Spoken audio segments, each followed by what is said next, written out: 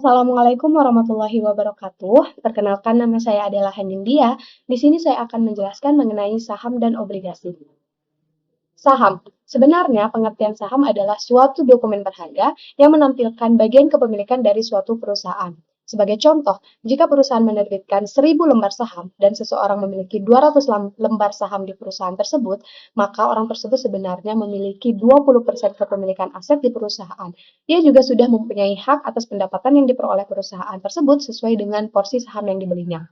Wujud atau bentuk dari saham itu sendiri yaitu berupa lembaran-lembaran kertas yang menyatakan bahwa nama yang tercantum di dalam lembaran tersebut adalah pemilik sah dari perusahaan dan ia berhak hadir di dalam RUPS atau Rapat Umum Pemegang Saham. Penerbitan saham merupakan salah satu cara perusahaan untuk mendapatkan dana segar atau modal untuk pengembangan bisnis secara jangka panjang.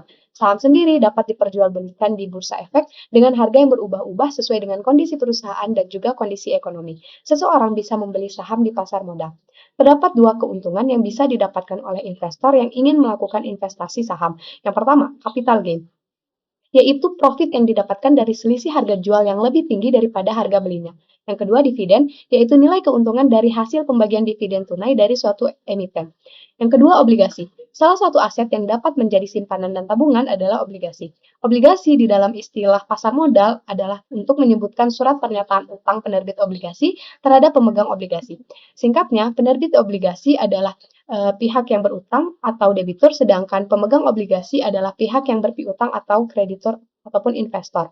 Obligasi sebenarnya merupakan pinjaman yang investor berikan kepada suatu pemerintahan atau perusahaan dengan nominal dan waktu jatuh tempo tertentu. Surat obligasi merupakan bukti perjanjian peminjaman dana sekaligus besaran bunga atau di dalam istilah obligasi yaitu kupon yang harus dibayarkan oleh debitur. Dilihat dari beberapa faktor mendasar, berikut ini perbedaan antara saham dan obligasi. Yang pertama, pihak yang menerbitkan. Obligasi diterbitkan oleh pemerintah atau perusahaan, baik swasta maupun BUMN, sedangkan saham diterbitkan oleh perusahaan terbuka yang sudah terdaftar di bursa efek. Yang kedua, sistem pembagian keuntungan.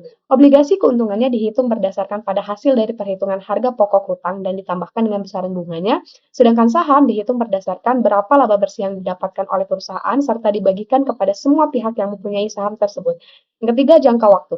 Obligasi memiliki jangka waktu tertentu dalam kepemilikan surat berharga, sedangkan saham akan selalu berlaku selama perusahaan masih ada dan melakukan operasionalnya.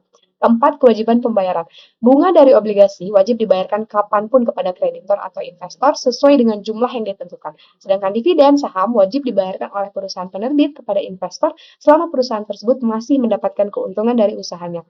Kelima, nilai atau besaran keuntungan. Besaran keuntungan dari obligasi relatif stabil sehingga nominal yang diterima oleh investor sangat mungkin sama jumlahnya setiap bulan.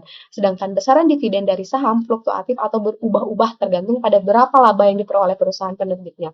Yang keenam, likuiditas. Pemegang obligasi harus tetap dibayar meskipun perusahaan penerbit mengalami kebangkrutan, sedangkan dividen atau keuntungan saham yang terakhir akan dibayarkan kepada investor saat perusahaan penerbit bangkrut.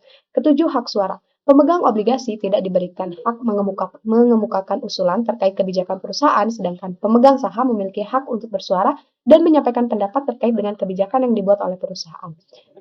Itu tadi penjelasan dari saya. Assalamualaikum warahmatullahi wabarakatuh.